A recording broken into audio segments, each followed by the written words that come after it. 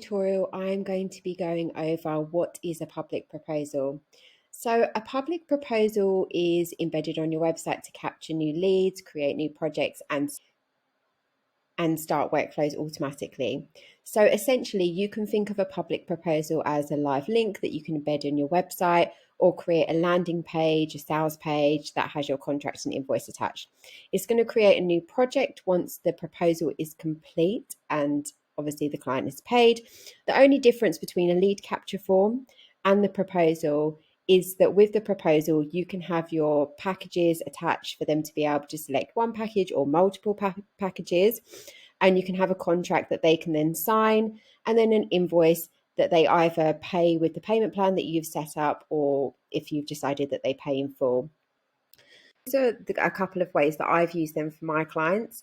One is an embedded basic form on your website for a checkout cart for one package, or you can use multiple packages as well, but they will be hidden. So they'll only see the total and the button to submit and then take to the contract and the invoice. So I will show you this later on in the tutorial. And then also another thing is to use it as a sales page. So you can use the URL in your menu navigation or in a button if you want to design the whole form. I would say use a sales page and then use the checkout if you're going to do it, because it's going to be easier to design it in your website rather than design the proposal. But I do have some proposal templates if you do want to use it as a sales page as well. And then the final way that I use public proposals a lot is using it as an upsell and an offboarding workflow. So to use it this way, you can use the live link in offboarding workflow when you're talking about other services that you offer. If you have a set price for them, then the best way to do this is to create that public proposal for them to then click on and then instantly purchase. I do this a lot in mine for website maintenance as a public proposal, because then they can go through and they can pay for that, and then I'll be able to set up a reoccurring invoice, monthly invoice for that service, because it is a fixed fee. So that's a really, really good way to use it to create a new project, because you don't want to use the existing project that you have for the client. It's going to create a new project, and then it will create that new workflow. So these are a couple of the ways, and I'm going to go through this in the next step. So let's dive in. So before we start, there are a couple of things that you will need to do before we start to set this up. So we are going to create a project status that they will go into after the public proposal is complete, so you can see where they are within the client journey. Get the packages that you want to use within the public proposal. So this is going to be a live link. So this means that you can't amend this proposal before it gets sent out to a client. This is going to be the same set price for every single client going forward that is going to complete this. So it needs to be a set price because it's a live link and not attached to a workflow. This is going to create the workflow. So then we have to have the required fields into the public proposal. So this is going to be the first name, the last name, email address as the main three things that you need to have within there. And then any additional form fields that you want to capture any additional information that they complete within the proposal.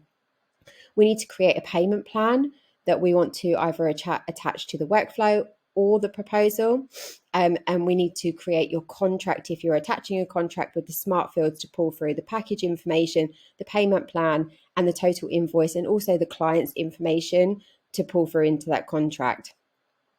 Then we are going to want to set up a workflow to attach to this public proposal. So we want to create a project, and we want a workflow to start once the project has been created. So the first steps that we need to assign to that workflow is hold until the contract is signed, because we don't want anything to be triggered until they have signed that contract. And also we want to hold until after the invoice is paid in full, or if you are using a payment plan that has multiple payments, then we would want to use after the invoice installment is paid and select the correct installment that is going to be the first thing that they pay.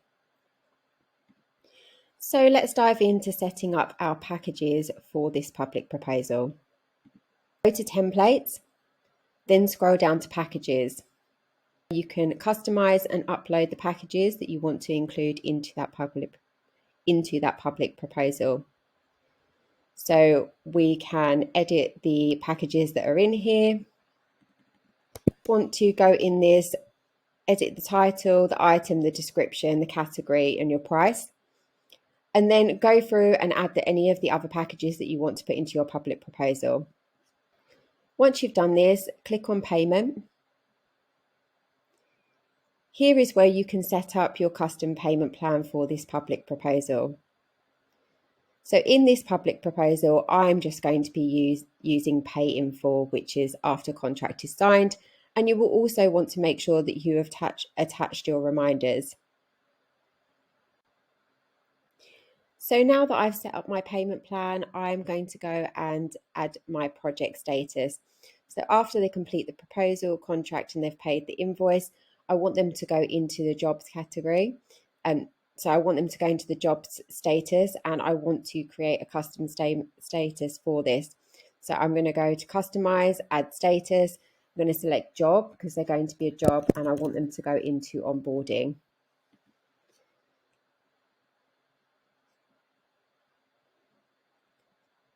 Now that I've set that up, we can go and set up the workflow.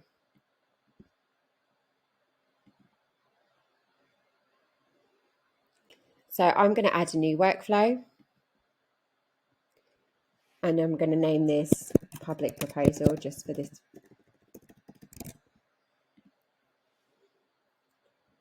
So the steps that I want to take is after the public proposal has been completed, they're then going to complete a contract and pay the invoice. So I am going to add as my first step, hold actions until contract signed by client. So I don't want anything to happen in the workflow until they've signed the contract. I'm then going to add the next step, which is hold actions. And because my clients for this purpose and this public proposal are going to be paying in full, I then want to put after invoice paid in full. If they've got a payment plan, it would be after invoice installment paid. So now that I've done that, this means that when they complete the proposal, nothing else is going to trigger. So nothing will trigger until they have signed the contract and they've also paid the invoice in full. So this is where we can build out custom whatever you want to happen after this. So you might want to add a tag. Obviously, our next step is going to be change project status. So the project status would be changed to onboarding after all previous actions. So after those things have happened, it's going to change to onboarding. So after the project status has changed to onboarding, you might want to do other things like add a tag. So you might want to add a specific tag for the service that they have paid for and now you are onboarding for. You might want to send an onboarding questionnaire. This will be really custom to your processes. So you would need to decide what would happen next. Now that we've set these up, we can go over and we can now build out our public proposal. So go to templates, go to forms, and then you can create your proposal. So I'm just going to be using a template, one of the templates that I'm selling. So I'm going to be using the Sophia template for this purpose. So in this, I already have all the sections set up. So I could just copy and paste over the text, but I'm just going to go down to the packages and I am going to add in the packages. So you can go to the pencil icon and then you can go and swap out to the package that you want it to be. And do that for however many packages you want them to be able to select. And then go over to the form settings. And from here, you will be able to attach a contract.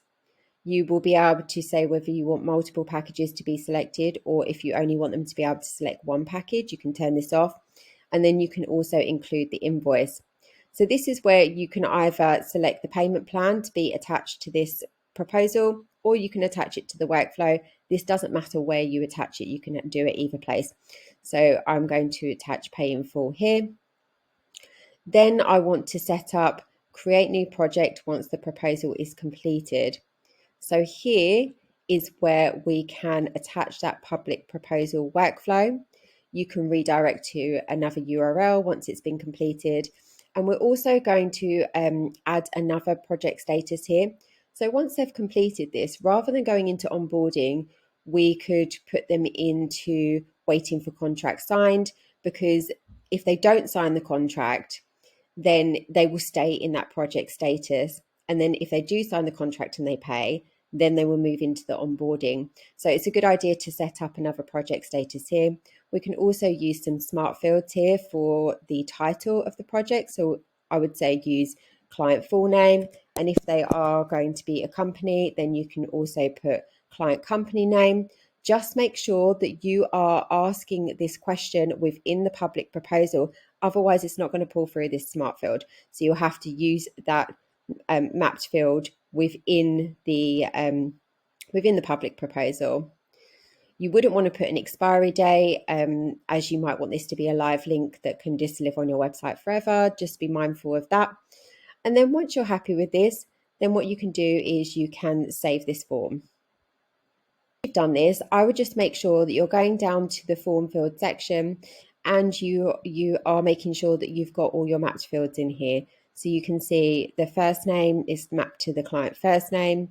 The last name is also mapped to the client last name. So you can ask these things, email address, and you also need to make sure that these are required fields. So these are turned on. So I can see that my email address isn't mapped to email. So I'll just put that in and add client email address. Phone number. If you're putting the client company name, you would need to add another form field in here to put the client company name. And also, because this is a public proposal, you would want to add in your project mapping. So from here, you can go to add element, scroll down to project tracking. And here is where you can add how did you hear about us? And then you can add all of your project sources into this section here, because this is the first point that they are coming into the system. So you would want to know how they found you and also make this a required field. So once you've done all of these things, you can save the form. And then you can go over to sharing and you can grab the embed link here, or you can grab the direct link. You can copy this and then you can also preview it in a new tab. Once you've done this, you'll see that you'll be able to use the live link or the embed code. The client will be able to scroll down to the packages, select the package. This will then allow them to be able to select submit and next, fill in their information, submit and next. Would take them through to the contract, which you would have set up the smart fields for the package information, the payment plan, and additional information that you need before they sign the contract. Then they will be able to fill in their client information, agree and submit. This will then take them through to the invoice to be paid. Then you will see in your project section, the workflow has started. If you then go over to your projects, go to onboarding. This is a project that has been created off of the back of the proposal being complete. Workflow section. Then you will see the workflow has started. It hasn't triggered any of the other steps because I've only signed the contract. So it's ticked off, hold actions until the contract is signed, but it's still waiting for the payment to be paid. So then it can change the project status to onboarding. And then also any of the other steps like sending schedulers, questionnaires, whatever you need to do within that workflow. A really simple way of using the public proposal is actually to use it as an embedded form. So you can create your sales page and then create this checkout page. So essentially it's just going to have your form fields, and at the bottom I've created this little hidden field which is a package. So I have created a package line. So I'll show you here, add element. I've created a package. I've selected the package that I want it to be. Then I have selected pre-selected and then just deleted this content. So they won't see this, they'll just see the total. Then just select the tick box. And then if you go back into say form and then preview,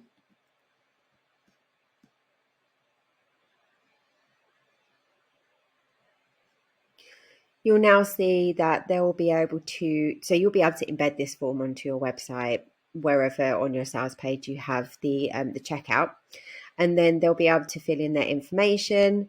Then they'll simply be able to select submit and next once they have filled out their information, because the package is actually in the form, but it's just hidden. So it's pre-selected and hidden.